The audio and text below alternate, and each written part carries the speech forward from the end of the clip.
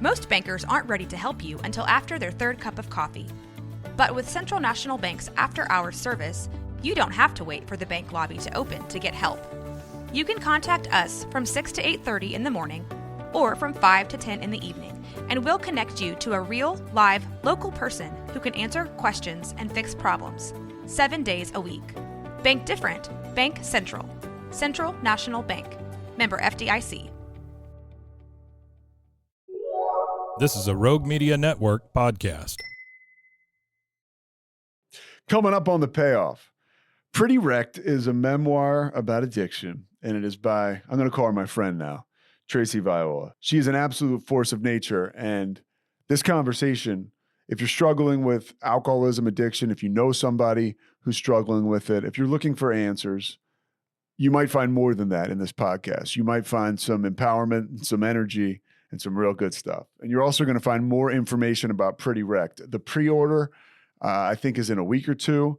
And April 9th, the book officially drops. And this is a memoir that I'm sure is going to be unbelievable. I read parts of it, and her and I talked about that. But just the way it's lined up and her message is something that you've got to take in, especially if you're on your own journey of sobriety. If you're in addiction right now and you're looking for answers, again, always if you have a family member or a friend, this is the kind of stuff that we try to share here because it can help other people. And I know Tracy's helping other people, and she's going to continue to with this project. So without further ado, before we get to Tracy Viola, we always get to my main man, Kevin Souza. So you grew up on the main line. Yeah. So southeastern Pennsylvania, right outside of Philadelphia, for people like nationwide that don't know. So you grow up on the main line, and then as a young girl, I mean, you have everything. I mean, it's sort of, I've experienced a lot in my life. I was pretty lucky to grow up in that same area, and you have all the means. You don't have to want for much. What was your childhood like as a young girl? Yeah, so it really was that. I lived in a nice house. I had access to, and these are all the things you look back and you're like, I didn't realize how good I had it, right? You just had it. Like, this was just your life. I had a nice home and anything I could want. And, Christmas morning was just over the top and all these things now that, it's like you recognize with extreme gratitude as you become an adult and a more worldly person. But I had a mom that loved me, and her sole purpose was to be, as she was taught by her mother, to be a mom and a wife. And she did very, very good at that. I had a couple of half siblings. So my father was married before my mom, and his first wife unfortunately died.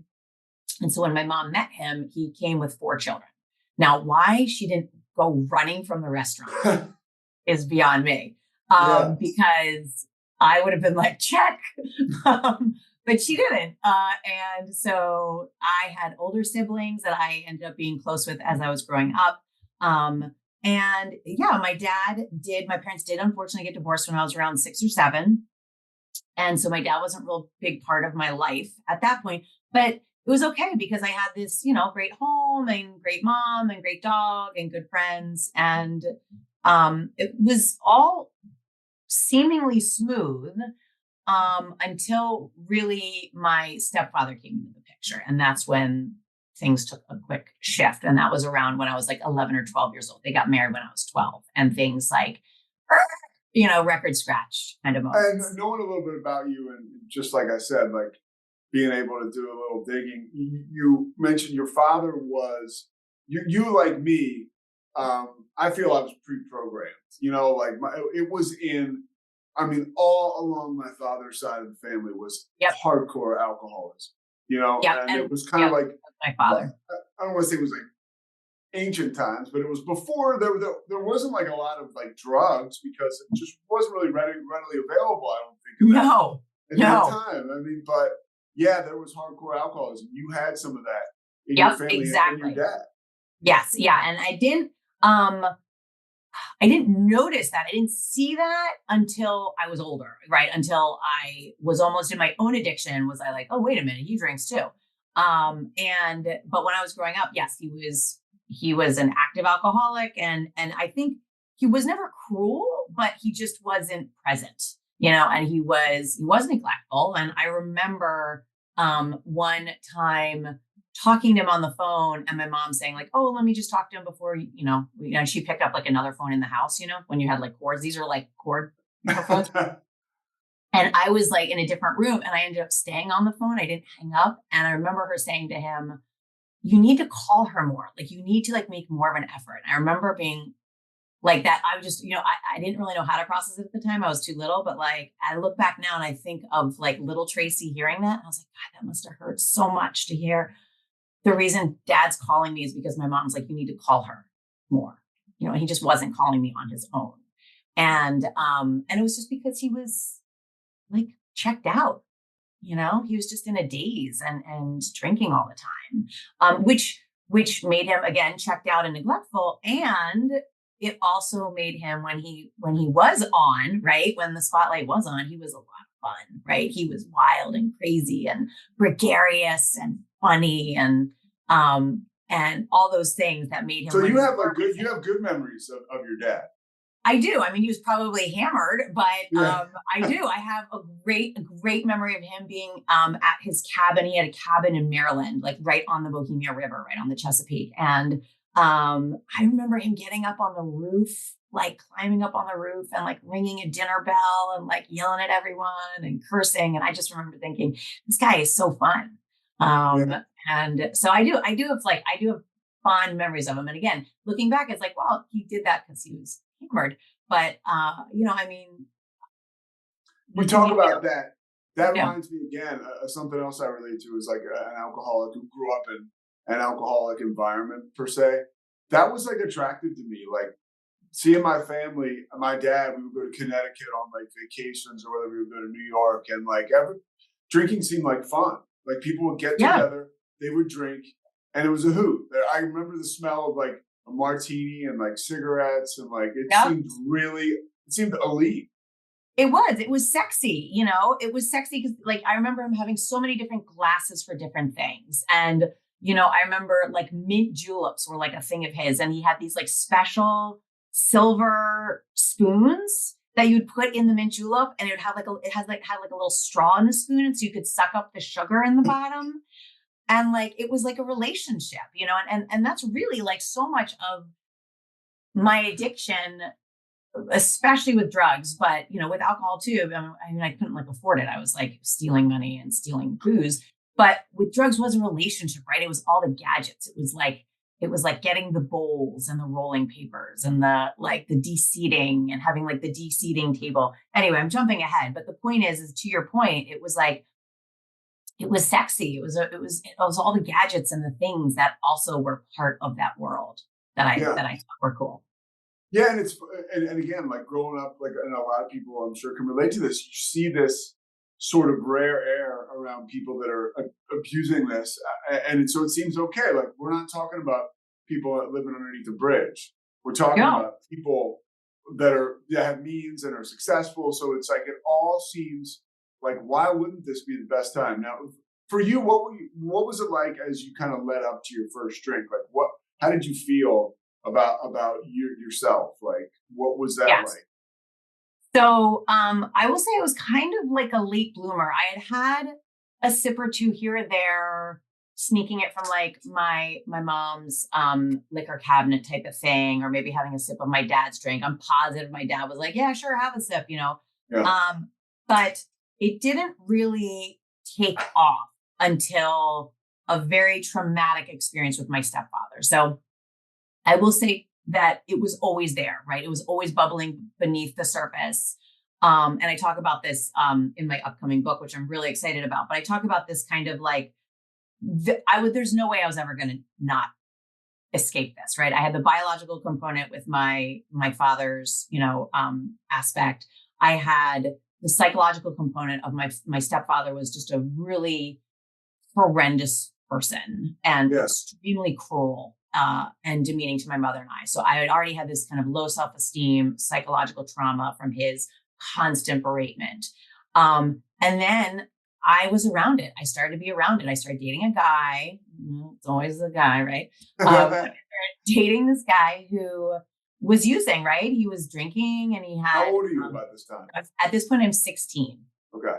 So again, kind of a late bloomer. I just turned 16. This was like, I had turned 16 in April, and this was in May. So it was like right after. Only alcoholics would say shit like this, right? I was 16. That was the first time I got drunk. It's like, I was a late bloomer. You know? I know. And I want to say that because like my addiction was like a fucking rocket ship. Can I curse? I'm allowed to curse, right? Yeah, for sure. Okay. Yeah.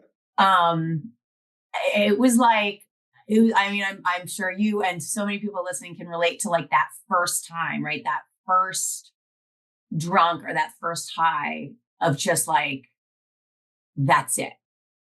And that's what it was for me. And I remember in a very sudden experience, my mom moved us out of the house from my stepfather, which was. So what was the incident? Can you talk about what happened with your Absolutely.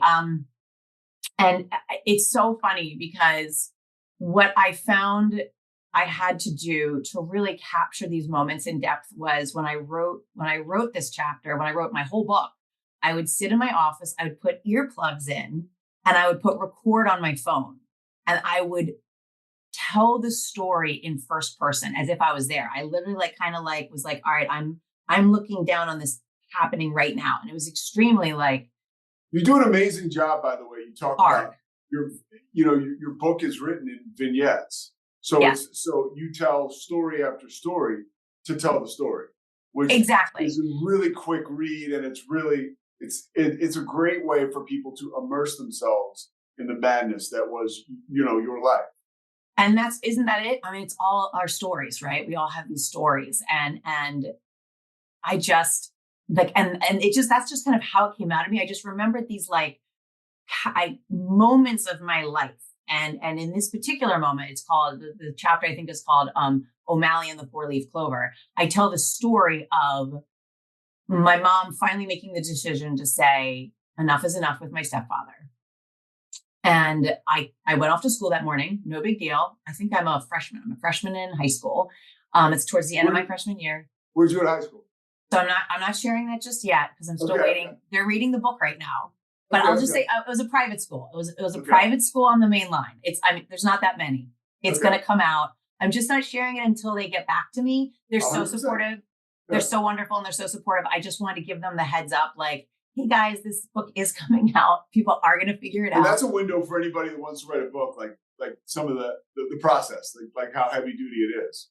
Yeah, exactly. And I just, out of respect for them, because I love them and I had an amazing experience, I really was like, I gave them a book and I said, I want you to read this. And I just want you to like respond to it and be aware. So I'm just not at this point until they get back to me and say, here's our response. And it's really cool. So far, they've been wonderful. They're totally their response should be, we love it. When can you talk to our students? But go ahead. Exactly. Well, actually, I do. I actually speak to their students every single year. They have me come in and speak. So I will give them a lot of credit. Like they know this. This is not like a shocking information to them. Okay. It's just more like, oh, this is like going to be very public now, right? So no, they're wonderful. They have me speak every year at their school. They came home from school, and I remember just walking in the house, and the whole house was gone. I literally turned the corner, and like nothing was in the house, and I was like, "What is going on?" My mom comes downstairs, and she said, "We're leaving him." My stepfather, Richard, we're leaving him and we're going to move in with your grandparents.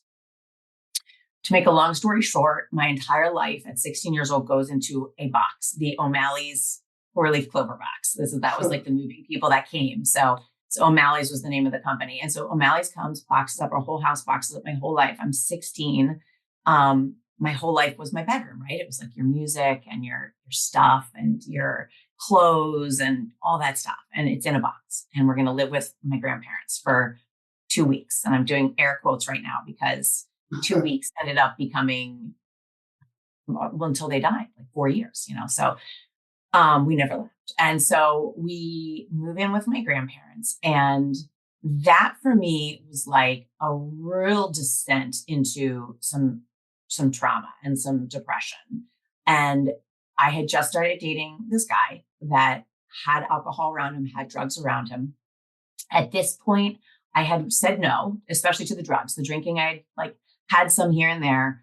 And And then one day, I'd say it was about 3 weeks after this incident where we left the house. And I was sitting with him, I was sitting with his friends, and they were passing around a bowl. And I just was like, they look like they're having a lot of fun. And I don't feel like I'm having fun right now. Like this, I feel like shit. And so I didn't pass the bowl. And that was it. Yeah. I mean, I am sure you can relate to this. That was the moment that I chased after for the rest of my addiction. That first, I'm not going to lie. I'm not going to bullshit anyone. It was amazing. It was like something took over my body and I was like, this is the answer. And I mean, I was off to the races. Yeah. And it's interesting because a lot of times that I when I started to use like marijuana, right, like recreational gateway, whatever you want to call that drug, it was really, I would do it in the middle of the day often, and I smoked a lot more weed during the day than I drank during the day, right? It was just what I'm talking about, and that broke down another wall for me, like getting, okay, I can get outside of myself and get fucked up during the day. And it was like a whole nother component to my addiction. Like it turned it into a 24/7 operation. And now we're talking about that. We're talking about that operation now when you're 16, 17. And, I get it. Like some kids who smoke weed and drink and they don't have the reaction to it that you just described, that I can describe. Like my first spiritual experience, right? Like was when I drank. I really felt like that. And then I ended up smoking so much weed as a senior in high school, junior, senior year. I thought it was like so important as to like a part of who I was. I didn't know there was a part of me outside of being high. Yeah. That's what it was my full-time job to make sure that I was getting drugs or alcohol. Because to your point, I couldn't, like, it wasn't like I could drink on the way to school, but I could drive with my knee and smoke a bowl on the way to school. Don't recommend it. Kids, don't try this at home. Even adults, don't try that at home. But, I could do that and hide it and function. But the alcohol, I was very aware of my problem with alcohol. And I knew early that if I was going to drink, it was going to get out of control. And I needed to plan to drink, right? I needed to plan to be at a friend's house or at a sleepover or whatever, because there was no middle ground. There wasn't like I was going to have a couple beers and get a little bit of a buzz. It's like, no. It was going to be out of control. So I would plan ahead for drinking. For drugs, that was an ongoing thing. That was 24 hours. That was, and the way that I refer to it, the best way that I can explain what those did for me, given my background with my kind of neglectful father and my very abusive stepfather, I refer to it as like my soul had this like trash can, right? I had this trash can filled with hurt from, again, my father and my stepfather and some of the experiences that I had had. And what the drugs and alcohol did for me was they kind of kept the lid on the trash can, right? It kept it nice and tight. So I didn't have to look at that shit. I didn't have to deal with it. I didn't have to look at it. I didn't have to, most of all, I didn't have to feel it, because feelings hurt, right? They hurt. It sucked, especially when you're a teenager. I mean, I have a teenager and it's like, it's hard. Being a teenager is so hard. And then you had all that other stuff and it's even harder. And so that's what the alcohol and the drugs did for me, is they just kept that lid on the trash can nice and tight. So I didn't have to look. Now we want people to buy the book, but I do want, your book, again, you mentioned it's a series of stories. Can you give us a window into one of those stories early on in your life where you saw your addiction was starting to get out of control? Like before, when you're in those formative years, talking high school, getting close to college, where you're like, whoa. Because even though I knew, there were points in time where I was like, okay, this is like an issue. But I was also like, I don't care, because it's such a gift. It's so true. Both. This is an issue and I don't care. Yeah. Both can be true. I love that. I love that idea of like holding two truths, and they can be different, right? They can be like very opposite. I would say by my senior year in high school, there's a story in the book called Lunch Break. And it talks about how when I had an opportunity, when I would have lunch and I'd have like a free period afterwards or like a study hall, as a senior, you were allowed to like leave campus to go out to lunch. Well, I would quickly get in my Honda, drive as fast as I could to West Philly to my dealer and pick up drugs during my lunch break. What kind of drugs? At that point, it was marijuana, mostly marijuana, mushrooms, acid, but this particular dealer, I got really good because I buy ounces, like ounces and ounces, which is just like, oh my God, so stupid. Anyway, so I would fly down, I'd be in my uniform, so bad. I was like in my uniform, in my little Honda, driving down to West Philly to like a really like not by yourself. Oh, by myself, absolutely. Yeah. Like, why not, right? And I would go into my dealer, and there was this one situation where, as I was leaving my dealer, a cop was across the street, and he saw me, and I'll just say I stuck out. I stuck out. Like I did. It was like the what was like the 1980s theme, like which one is different than the other? I forget. It was like on like Reading Rainbow, I think. Anyway, and the cop was like, "Hey," he called out to me, and I was like, he's like, "Come over here," and I just remember walking back across the street, and like it was like how like a million, like so much happens in 1 second, like it's like the universe is explained in 1 second. I was like, "This isn't good. This is going to be very bad. I should not be here. This is probably a problem." That it all was like came very clear. And then my dealer came out as I was walking across the street. My dealer came out from his place, and he went over to the cop and he's like, "Hey man, how you doing?" And he kind of patted the cop on the shoulder, and he like looked at me and he was like, "See ya." And obviously it must have paid off the cop. He must have had like a relationship. Wow. And I just kind of like turned and like walked back to my car. And that was definitely a moment for me where I was like, this isn't normal. Right? This isn't the way my friends are spending their lunch. Yeah. Like almost getting busted by the cops for having like 1 ounce of marijuana in each of her boobs, right? Like you tuck them in your bra, Yeah. Like I'm sure you did, right? No, I'm just kidding. But at that age, that's kind of like a heavyweight move. Like hence why you're going down there by yourself. There is a little bit of separation. Why wouldn't I? Like an idiot, And so so that was an intense moment, realizing like, this isn't normal.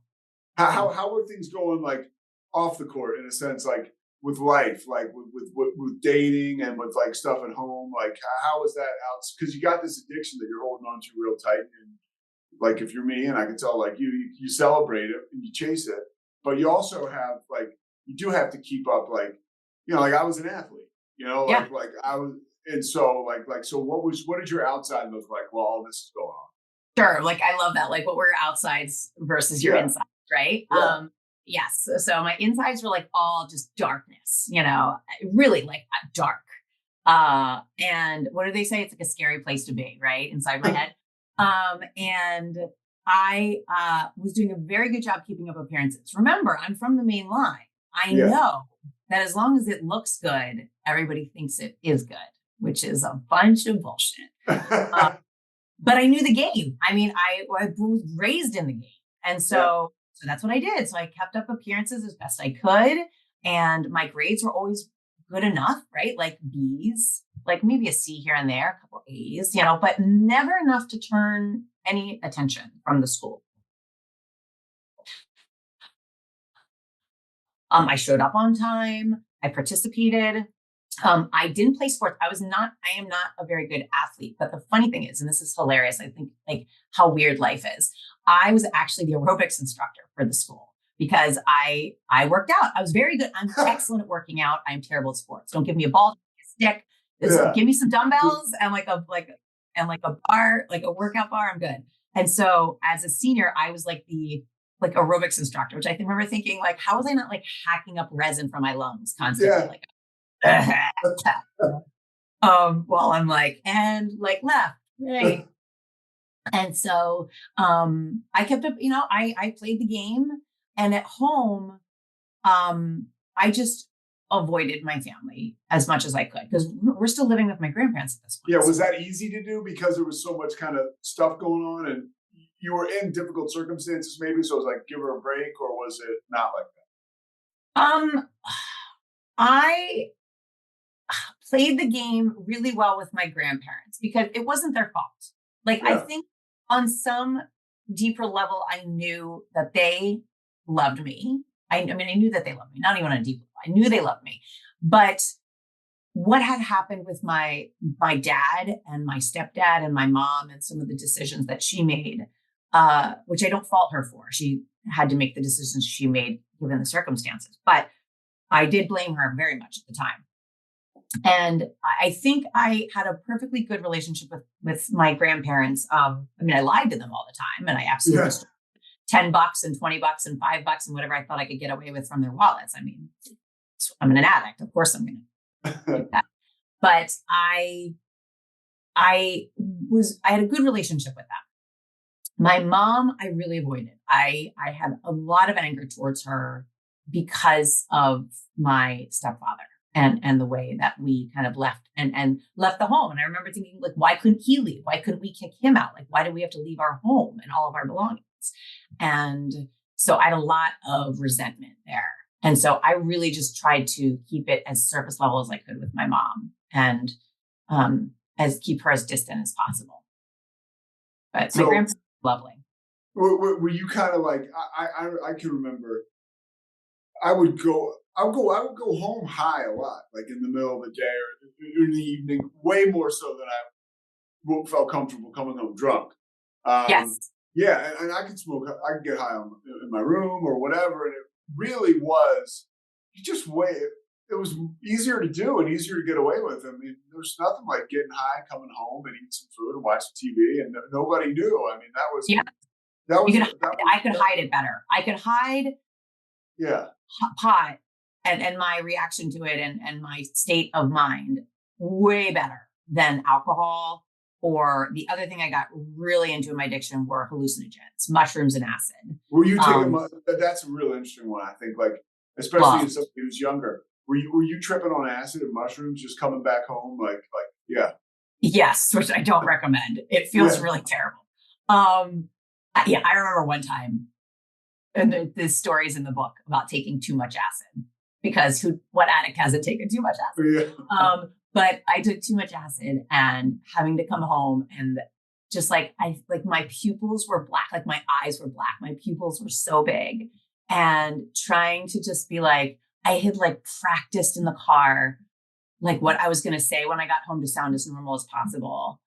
And I think I obviously got away with it. Like my mom was just always taught to wear rose-colored glasses. Like, I'm sure it's fine, or it's not that bad, or there's a reason for it, or it'll get better. Like, and that's why I think I also got away with being in my addiction the way that I did for so long until I finally hit a wall. And then she came down on me hard. But until then, I just, tried to utilize her rose-colored glasses as much as I could, or I'd turn it back on her. Well, no, what are you talking about? And you this and you that, right? I mean, I was great at blaming you. I was great at turning the tables on you, and it was your fault.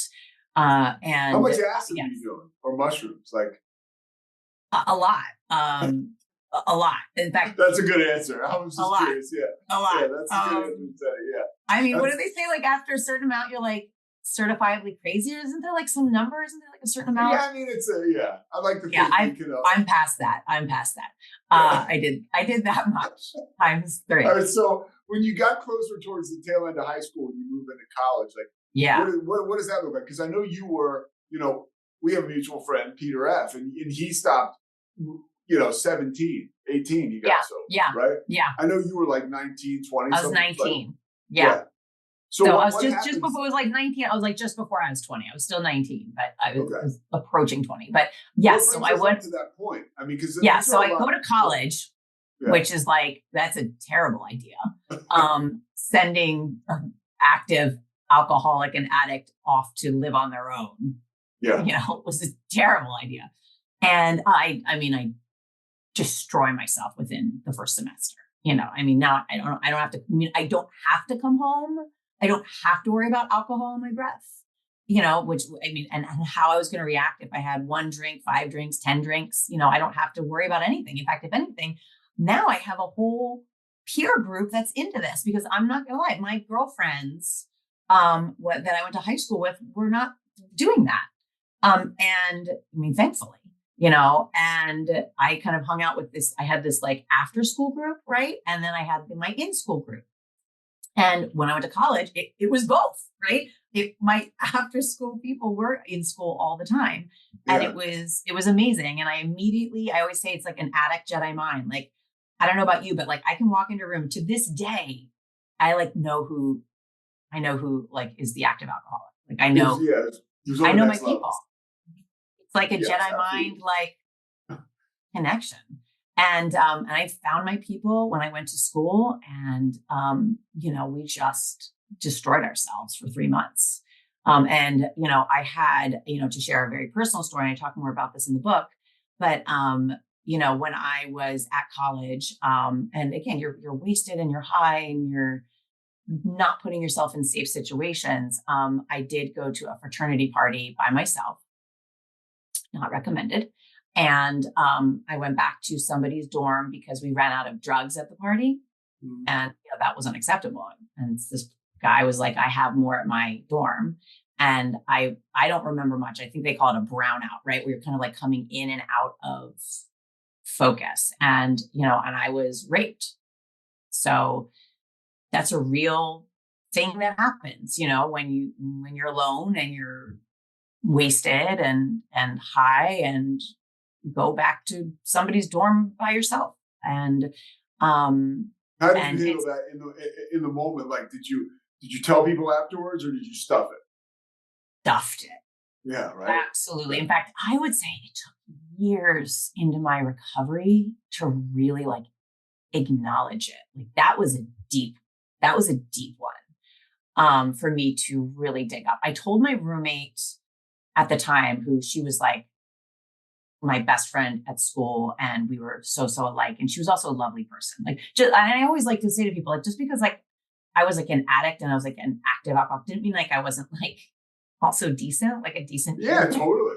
I feel the same way. And she was lovely, and she was an active alcoholic.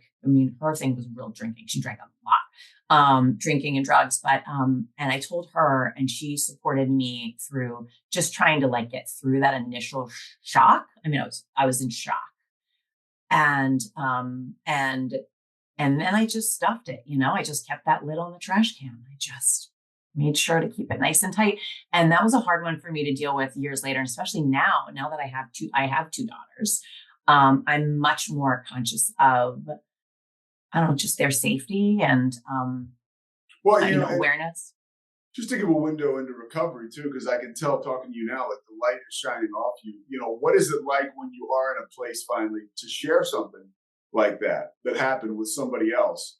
Yeah. And I can't even imagine what that's like, Tracy. But from my own experiences during my 5th step, where I had stuff that I thought I would, never share and never tell anybody, and then you tell someone, and you're like, oh, like it's just like, there is somewhat of a release. And again, I can't compare anything I went to that. I'm not trying to, but it is. There is, just talking to you now, as you talk about it, you seem a lot lighter than you probably were when you were stuffing it.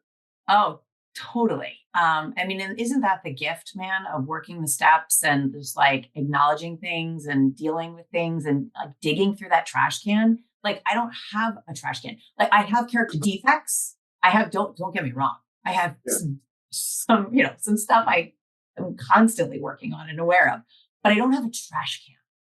Yeah. And that is the beauty of recovery. I'm not having to stuff or sort through shit, because I just deal with it in the moment. When it happens, whatever's going on, it's addressed. And, I love that. One of my favorite sayings is, don't keep a record of wrongs. I'm telling you, that's what makes me have a wonderful relationship with my husband. Don't keep a record of wrongs? Do not keep a record of wrongs. And I'm sorry, ladies, women are way more likely to do this, way more likely to like bring up old arguments, like, you know, in the current argument, like move on. So I always say to my husband, like, argue, decide, and move the fuck on. Like, it's over. Sorry, it's decided. It's over. Move on. And it's great. It feels so good. I'm teaching my girls that. It's so amazing to have these tools to be able to teach my kids, like, this is how to human and be happy and like not have all those conversations in your head, you know, like the back and forth, like, well, she's going to say this and then I'm going to say this and then she'll, you know what I mean? That's like insane. I have a theory on this, by the way. I want to know because I always wonder if it's just addicts that do that have like the back and forth. Yeah, I think so. And not even in that regard, but like I've done a study, right, just through my own unique life experiences, and I've seen many people in recovery raise kids, and I think they have the best relationships with their kids, and I see their kids, and you know, shit's gonna happen. Don't get me wrong, but like, right. Wow, it's an amazing way to raise kids. Somebody in recovery working a program. It's a lot different than how I was raised. You know, stuff is actually out in the open. It's talked about. Like you said, like things are addressed in the moment and not in some over the top crazy way. It was for me when they were addressed, it was either over the top crazy or it was ignored. Totally. You know? Exactly. There was no middle ground. It was like all the way up here, all the way down here. Totally. So I think you're doing God's work as far as that is concerned. Now back to college. So I don't think, but I think I had to go through like, honestly, like 2 or 3 fifth steps before this came up. Like, I didn't forget, but I think like I had to have a real good foundation of recovery and stability and some healing before I could say I was raped. You know, I remember it. I remember, because I had this brownout where I was trying to push him away and I couldn't, like, because I was so wasted and like my arms weren't working. I remember thinking like, why aren't my arms working? Why am I so weak? Why am I so weak? And like trying to like will myself, but I couldn't. And so it was this battle of like kind of passing out and then waking up and passing out. And so like it took me years to go back into my deep region of my head and remember that and forgive myself, you know? And, I want to say I'm not going to forgive him, but like, he doesn't hold any power over me. Right. I mean, fuck him. I'm just gonna be real clear. Right. I'm not forgiving him. I'm just saying like, I now have the power because I talk about this. I talk about this with other women. I talk about this to the school that I used to go to. I tell them about this. To let them know that this is a real thing they need to be aware of going into school, going into college. It's called the red zone. I mean, it's called the red zone. I think it sheds a light on a very scary, dangerous thing is like, you can put yourself in the scariest places and positions when you're abusing alcohol and drugs or when you're binge drinking, even if you don't have to be an alcoholic to expose yourself to some crazy, terrifying situations. And, you know, and if you're an alcoholic or an addict, you're doing that with consistency, which is like really scary. And it's not your playing fault. Like roulette, you know, it's like playing like Russian roulette. I mean, and it's really not your fault. Like, you know, like even as a dude who was a bigger dude, and I didn't have to worry about any of that shit, but I still would put something in my body and find myself in the same crazy situation over and over again. I didn't want to be in. You know, I didn't want to be hanging out in like drug houses, like at all hours of the night in New York and Philadelphia, and just like because like that wasn't my plan. That wasn't the blueprint for success when I was younger. But that's where I ended exactly up right. over and over again. That's exactly what you said it perfectly. Like that wasn't the plan. And I say this to say like there's no shame like for me and like you know some of the terrifying crazy things I got into like and I love you sharing that with me because like it's I don't know it gives me a jolt in the arm and it's the way that you have empowered yourself through that is pretty fucking cool, you know. Thank you. Yeah, it's I mean it's like I think that's the beauty of recovery from whatever it is, you know. I don't care, drugs, alcohol, eating addiction, whatever, you know, is just taking back your power, So finding your voice again and finding your power. but before you find your voice, though, you gotta hit rock bottom. So like Yeah. for you, what happens when you hit that wall and everything gets Crashes, yeah. everything crumbles down, and you get the opportunity though to build back up? Like what happens? I did, yes. So I left school after that first semester. I left with a very proud 1.4 GPA. Can we say where you went to school, college? Yeah, I went to University of South Carolina. Oh, okay. I chose University of South Carolina because it was warm. It had a football team, so I knew there'd be good tailgate parties. Yeah. And I wanted to go play football in South Carolina, and they recruited me for a little bit, and then I kind of got lost in the shuffle. But yeah, that was it was a lot, alluring. too much fun. It was too much fun. Yeah. Anyway, and so that's where I went and crashed and burned and came back. My mom at this point, because I'd done so poorly in school, and at this point I also physically couldn't hide what drugs and alcohol were doing to me. Like my hair was dry, my nails were dry, my skin, I was like jaundiced. Like I had no oxygen in my body because my lungs were just coated in resin. I wasn't able to, like my eyes were black. Like I looked sickly. And along with my 1.4 GPA, I was a wreck, and I came home and my mom said, you're going to rehab. You're going to rehab.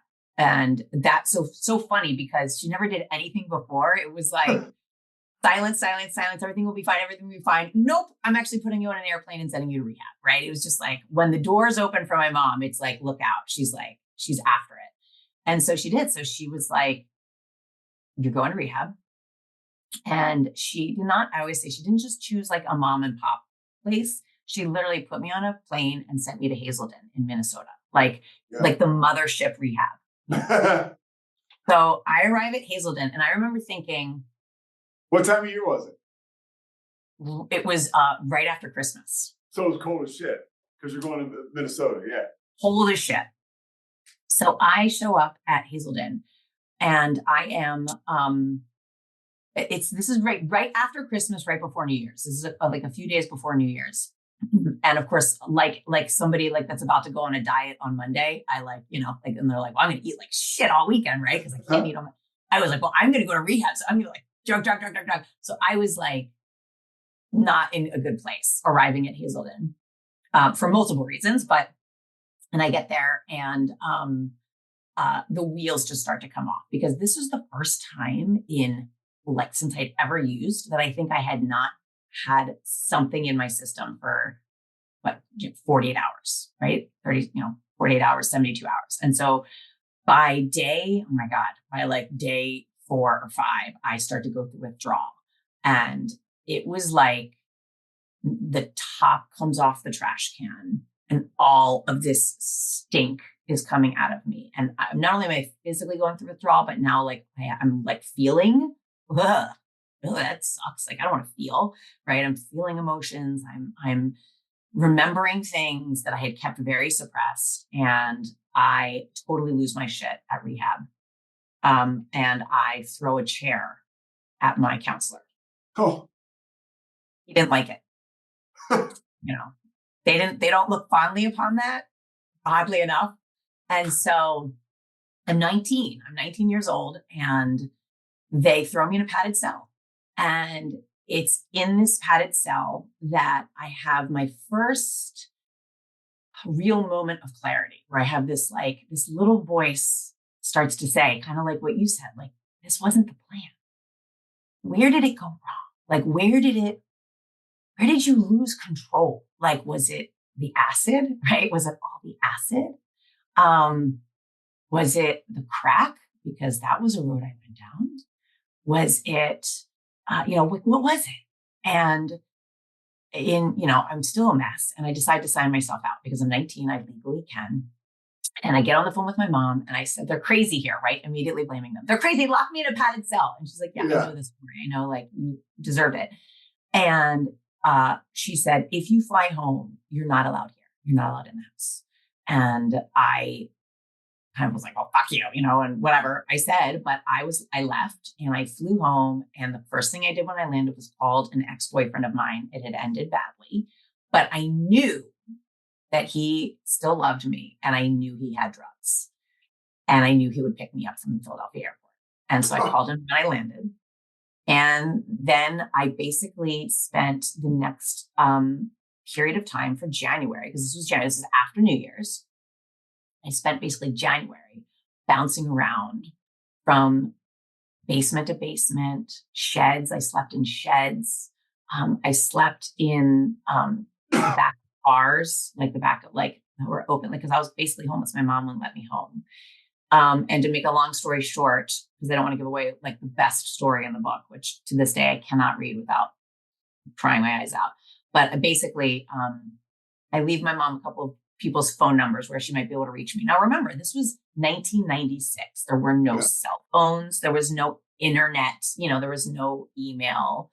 And so I left her like 3 phone numbers of kind of people that I was hanging around with. So if she needed to track me down, and she called me one morning and I happened to be at this person's house. And she said to me, you probably won't make it home before he's dead. And she hung up the phone. And my grandfather had a brain aneurysm, and I did not make it home, and he died. And she let me stay home for the funeral. And why I'm going to cry more about this than my grandfather. Sounds awful. But the night after we buried my grandfather, my dog, who was I had her for 19 years. So somebody like 15 when she died. I had her my whole life. My dog dies on our kitchen floor. Like how long after grandfather dies? And then we buried him that morning. Okay. So like 4 days, 5 days, however long it takes to plan a funeral. So my grandfather dies, we bury him, my dog dies. And the next day, because my mom had said you can stay home for his funeral. And the next day, my mom opened up the front door and she said, I said you could stay for his funeral. The funeral's over. Get out. And I remember walking towards the door again, being like, well, fuck you. It's your fault. And it's your fault you married my stepfather. And, I wanted to blame her. And I remember looking back and I looked at where my dog should be and she wasn't there. And I just fell. I just fell to my knees. And I was just like, I can't do this anymore, and I didn't know what that meant. How exhausted were you? I was so exhausted. I mean, and also some nasty shit had happened also over those, that month. I can't imagine. Yeah, that January month. Yeah. I mean, I gloss over it in the book out of respect for my husband. I'll say that.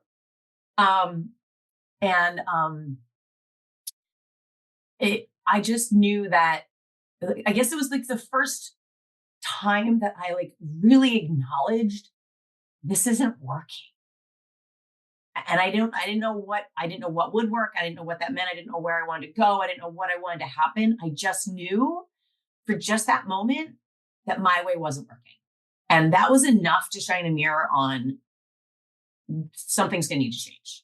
And it's so funny because you talk about the literature in AA and I can remember reading this after I'd had my moment of clarity, but it's if you can let the alcoholic think that it's their idea or for me, that was a game changer, at some point, and hopefully you don't die first, but you'll be the last to know. And when you do, and you're ready to do something, a lot of times that's when you got a shot, Yep. And I really think I say that to people all the time when they have friends or children or family members or whatever going through addiction. I say, I don't know what the magic is, but they've got to want it for themselves. It doesn't matter how much you force them or how many rehabs you send them to. If they don't truly surrender to the fact that that's not working for them anymore, it's not going to last. And I think that's the key.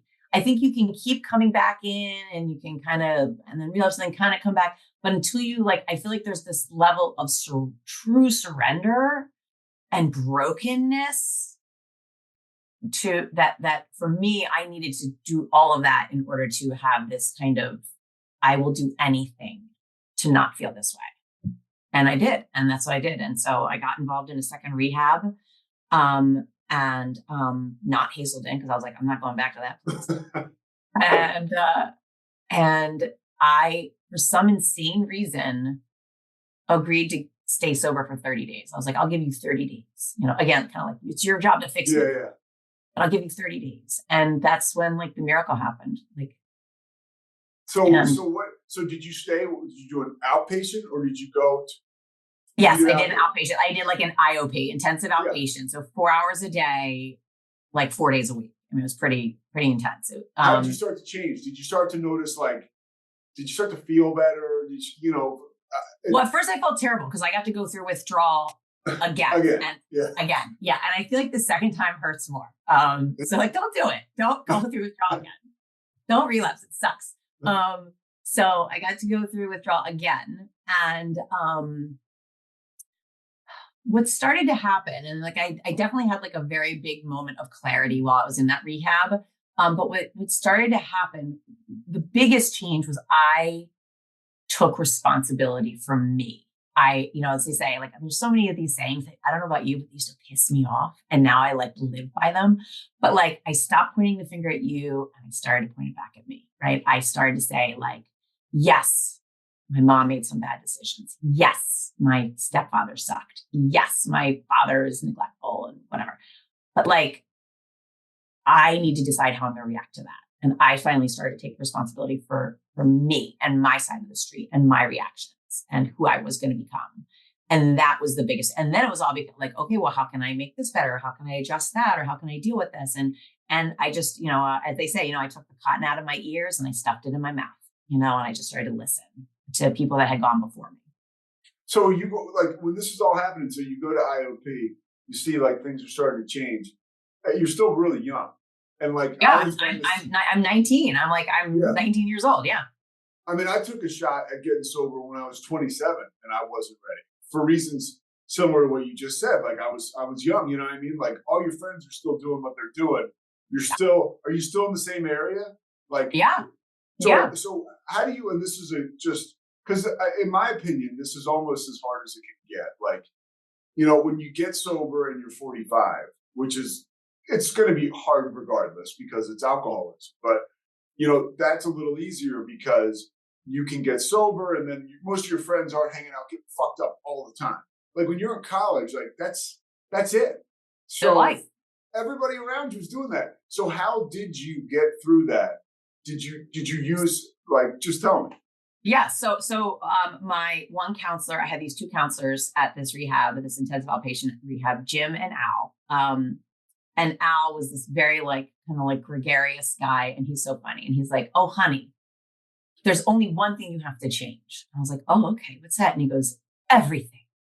that sucks. Right. Yeah. And so, I mean, it was brutal, but that's kind of what I did. It was like, it came down to people, places, and things. Right. So I had to call all the people that I was using with and basically be like, I can't hang out, I had to stop going to all the places that would be like a trigger.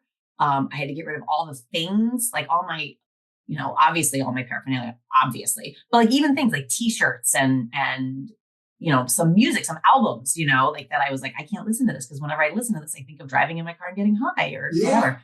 I had to like stop all of that and kind of like recreate my life. And what I found And what I found was I basically had to kind of, for me at 19 years old in 1996, right? Remember, this is 1996. And I don't know how people do it now with emails and social media. And like, I kind of like went into like a cocoon and I kind of was like, all I am going to do is go to AA meetings. And for me, that worked. I know people have different opinions about AA. For me, that was a real blessing. I found, and I think the key is like, I found a group that I really worked well with. I think sometimes I always say to people, you got to go to like, first of all, you got to go to an AA meeting for at least 3 times to see if you like it. And then if you like, maybe it's not the right fit for you, go to another one. It's kind of like finding like a good yoga teacher, right? Like I have a yoga teacher I love, but I had to go through like 10 different yoga teachers at like 4 different yoga studios before I found the one that I love. It's kind of like that. Like you're going to have to shop around a little bit. Yeah. Because every meeting is a little different. But for me, I found a group that I loved. I found people that I loved, that I really respected. I didn't have to like them. I'm going to say that because there are a couple of people that I very surly, these guys, but God, they had good information to share, and that for me, I was like, I don't care how nasty you are. You have some real key information to share. You've got a lot more sobriety than I do. So I'm going to take your word for it. And that sounds like somebody who wants it. I wanted it. Instead of comparing yourself out, you're starting to figure out, okay, what can I find here that will help me on my mission to stay sober? Yes, exactly. And I just started to listen. I started to take direction from people that went before me. I started to take responsibility. I worked as much as I could to stay as busy as I could. And then little by little, it's my favorite saying, little by little becomes a lot. And you just start to kind of, what's the Japanese bowl? I think it's called like kintsugi or something like that. It's like the broken bowl that's like put back together with gold. I'm out of my depth right here. Okay. Well, anyway, it's beautiful. And so it's like basically like broken is beautiful. You take this broken pottery and you kind of put it back together with gold. And that's what I started to feel like. I started to feel like I had all these broken pieces. I had all this trash in this trash can, and I'm kind of like molding myself back together piece by piece. And it's like kind of becoming something beautiful. And then you want more, right? I wanted more of that. I wanted like, well, what's the next step? And like, what can I do? What can I do to get even better? Or how can I learn that lesson? Or, how can I give back? Right. And you start to share, and that feels really good. Was that for me? I mean, was there a moment where you, or several moments, but like where you realized like, oh my gosh, this recovery stuff is starting to fill me in the area where alcohol and drugs used to fill me. Like I'm feeling really charged up about what's happening here, whether I'm talking to somebody else in recovery or I'm in a meeting, and I leave a meeting like with wings, or like a meeting with another alcoholic with wings, and the same thing that I thought was so great made me feel good about alcohol and drugs, which was, by the way, so finite. Now I have this thing that's like infinite, and I can go out and help people with it and use it. So true. Yeah, I mean, like, when did that start to happen for you around? Because I know that was like a major turning point for me, and it actually didn't take that long for it to start. No, it doesn't. It doesn't, because you start to just feel better. Like you're like, God, I don't feel like shit. Wow, is this good, right? Like I started to actually get like color back in my skin and not be yellow, and not have like circles under my eyes, and like be able to breathe, like without like having like my lungs coated in resin. And I mean, I would say like even by like 90 days, like I remember walking up, I went to Berwyn, like I had the Berwyn beginners group on like Monday nights. And I remember, Bill was at the front of the table, and Leonard, like all these old guys with like recovery that I couldn't even imagine. The guy would say, Leonard would say, whatever the question is, love's the answer, right? Love is the answer. All you need is love. He was like John Lennon. All you need is love. He was bald. All you need is love. He was like, oh my God, like everybody's pop up. Anyway, and I remember getting like my 90-day chip from them, because that's when it was like you had your like 30-day chip, right? They look like poker chips. Yeah. And I got like my 90-day chip from them. And I remember being like, wow, like I just felt good. I was like, I like this. I want another. I want another chip. I want to get like another day and another month. And it's a snowball. Like you said, you start feeling good, and feeling good feels good. Yeah. Kind of keep coming back. And then you start to see the rewards. Like I'm actually like, my family's talking to me. I'm able to have a conversation. I'm not having to come home and drop Visine in my eyes and wash my hands and eat breath mints and change my smoky shirt. And like, you can just like actually just like walk in a door and not have to worry about hiding, emotionally and physically. And God, that feels good. How were you doing socially? Like, when was that time? Because you mentioned, you have to, and this was a huge thing for me, I got sober when I was like 33, right? And so, but I did, I basically got away from guys that I was drinking and using with for like 18 months. Because these guys weren't like where I was, but I needed to just do me in recovery, and so, but all those things came back into my life, the ones that were supposed to. right? But I did like really hard stuff, like went to a rehab, lived in a recovery house, worked at a fucking KFC, Wow. you know? I did Wow. all Yeah. this stuff that was really esteem building. I didn't even know it at the time, but it was so awesome. And you mentioned, you know, you had to get rid of the music or the shirts and all that stuff. But Yeah. there is a time when you're able to navigate your way through all that stuff too. Like you'll hear a song that you used to get high to all the time, and you'll find a way to enjoy it. And it's Oh, like yeah. you're No, not I consumed still, by it. that's exactly You know? right. That's exactly right. Like, and I can look back now and like, I can, like, I mean, that's like part of the reason, like, I can look back now many years later. And I'm like, part of the reason I was able to write the book in such a funny way. And I always say, if you can't laugh at some of this shit, it'll kill you. Right. So Yeah. like, it is funny. Like, and I had my daughter's 15 and she hasn't read it cover to cover, but she's read a lot of the chapters. And the first thing she said to me, actually, read a couple of chapters. She goes, I wasn't expecting it to be so funny. Yeah. And I said, I did some dumb shit. Yeah. You know, like it's kind of funny. It's stupid. You're like, oh my God, you know? So, I can absolutely look back on it and like kind of roll my eyes at myself and kind of make fun of myself. And I can absolutely listen to the music now and go to the concerts. And I mean, and I was able to do that, I mean, within an X number of years. You know, I would say, I mean, you go through these ebbs and flows. I don't know about you in recovery. You know, I used to like, you'd have the people that went ahead, you know, before you talk about some of like the different like milestones. And I just be like, oh, okay, whatever. And then it happens to you and you're like, oh shit, they weren't kidding. And I feel like 5 years for me was a very big foundation building milestone where it was like the first time I started to be like, oh, maybe I don't know everything, you know? Yeah. Like I actually still have a lot to learn and grow in. And then something happened around 8 years, also like 7 or 8 years, where I definitely felt like I came like more into my own recovery. And it wasn't just like repeating the slogans and living somebody else's words. Like I was like, I actually am starting to like kind of have my own recovery vibe. And I went through these different stages. But yeah, I know I was able to kind of like open up that box of goodies that I had packed away. Some stuff I couldn't get rid of, you know. And I'm grateful that I didn't because I have such fond memories of them now. And I still have a lot of like, this probably isn't smart. It's not smart. Whatever. I've got years of recovery, but the tray that my friend and I used to use in college to like de-seed and de-stem and cut up drugs and stuff like that. I actually still have that. And that's the tray that's in our family room for like when the kids want to eat on the couch and I'm like, get out the tray. I think it's fucking awesome.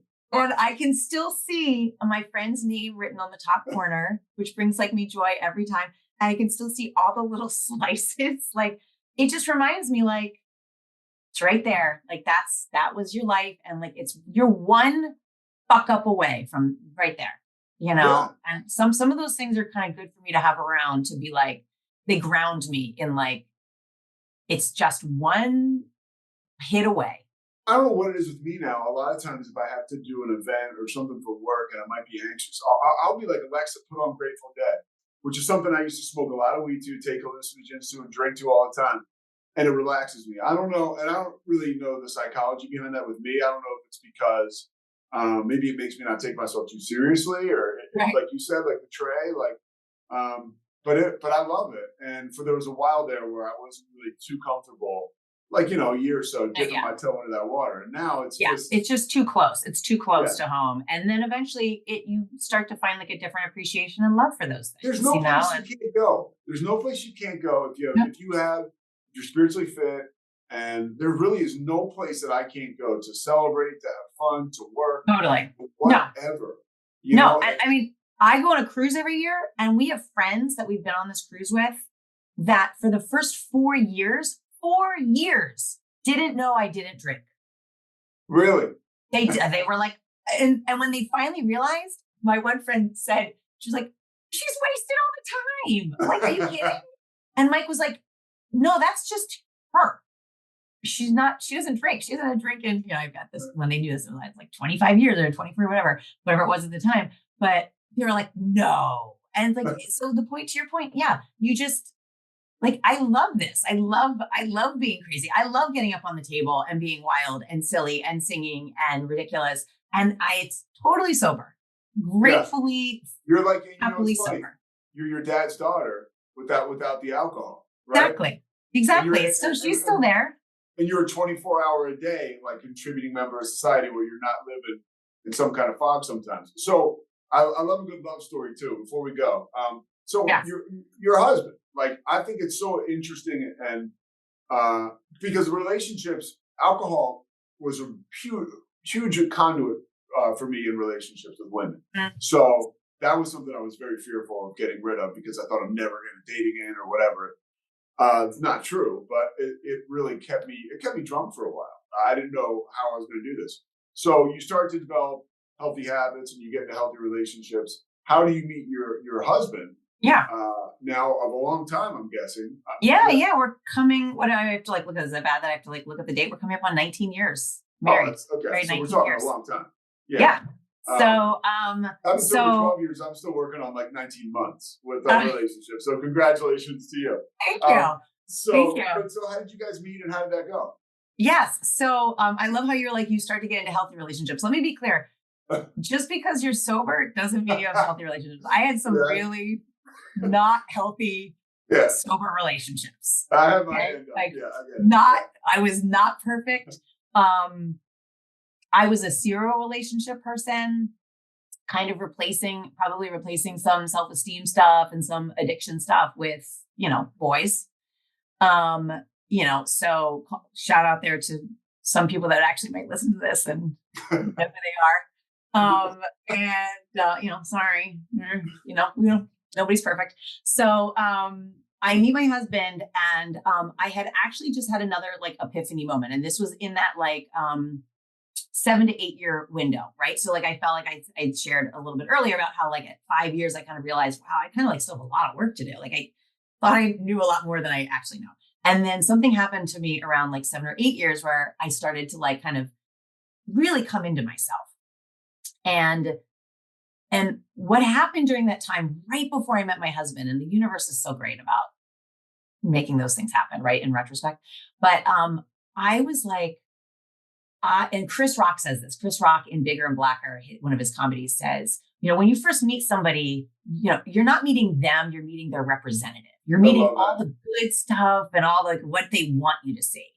And I was like, I'm fucking done with my representative. I'm done. Shut up. Here I am. Fired that day. Take it or leave it. Like, this is who I am. And he met me. I met him at like a gym party. It was like actually like a holiday gym party. We were kind of. And you never met him before, even though you were probably in the same. No, we had rubbed shoulders at like high school parties. 1,000% yes. Okay. And I just never met him. And we know so many people in common. And I meet him, and I was just done with the representative, and so I was just totally myself. And he was like, "This is interesting," because I don't know if you know him, but he's a good-looking guy. He's a successful guy. He's smart. He's an athlete. Girls would be like, "What do you want my name to be?" And then I was like, "Fucking take it or leave it." And he was like, "I can confirm, high school Mike was a stud, and I know he is now." Stud, right, and still is. I mean, I'm biased because I married him. And he was just like, "What is this? She is interesting." And so for some bizarre reason, he asked me out for lunch, and we start dating. And I tell him, I think it was like on that second date, like, I don't drink. And this is actually a funny story. He said, at this point, he was like just stopping drinking. He was like just starting to like, he was like so young because I'm like a few years older than him, like 25 or something. Like I look back now, I'm like, oh my God, you're a baby. And he was like, well, that's kind of weird. Like, you don't drink ever? I said, no, I don't drink ever. But like, I don't care that you drink. I don't drink. What are you, like 7 years sober at this time? 7, 8 years? I'm just coming up on 8 years. I said, I don't care that you drink. You can drink. I don't drink. It's fine. Right. And I remember him saying something like, that might be a problem for me. Cause he was like, how am I going to date? What are we going to do? Are we going to be able to go out and have fun? And I think I said something along the lines of, that's actually your fucking problem. Like, I don't have a problem with it. And if you have a problem with it, that's actually a you thing.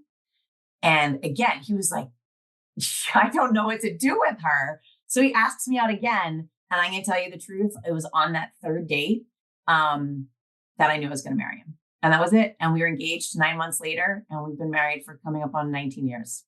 Unbelievable. It was like right away. And I think it was just, I dropped the representative. I'm telling you, I just was like, if somebody's going to love me, they're going to love me like the good, the bad, and the ugly. Right. And he did. And he just, I was like, I stopped the games, I stopped playing, and I stopped. And it just was like, wow, this works, you know? So really, like, he's just such a good guy. Fantastic. So grateful. Biggest reward of my recovery is getting to a beautiful, healthy place in my soul that I would have a light that somebody like him would see. And, you know, so great. What's your maiden name, by the way? Otley, Otley. Okay. Tracy Otley. Tracy O. And, you know, it's like. All right, do you have anything else that's been fantastic? No, Pretty Wrecked. So I'm going to have to do my book plug because I'm so proud of it. Pretty Wrecked, Confessions of a Teen Addict. And I'll talk about this. Recovery. Keep talking. Love this. Thank you. Okay. Yep. Pre-orders start March 1st. Book drops April 9th. It's a crazy ride. And one of the ways that it's a little different than other recovery memoirs is that I really spend the last third of the book talking about recovery and talking about those lessons and talking about 27 years of getting here. So it's not just like the crazy wild ride that is my addiction, which it is a wild ride, and it's tragic and it's funny. But the last third of the book really focuses, because I think that's it. It's like anybody can do this. I don't care what your shit is, right? We've all got shit. We've all got a trash can. And like, I guess I just wanted to teach people the tools that worked for me to unpack that trash can and have like a really, and I use the word successful. I don't mean that financially, because whatever. I mean, I'm successful, happy, joyous, free life. And so that's what the last third of the book is about. So I hope anybody gets something from it, whether you're, again, in addiction or not. Pretty Wrecked is the book. We'll put all the stuff in the show notes. All right. Thanks so much, Tracy. Thank you so much. I'll tell Mike you said hi. Yeah, please. Take care. Bye-bye. Bye. Thanks so much for listening to The Payoff with Pete. Once again, I'm Pete Souza. And of course, we are part of the Rogue Media Network. All kinds of good podcasts you can find at roguemedianetwork.com. And of course, you can find this podcast and all those other ones wherever you get your podcasts, iTunes, Spotify, other spots like that.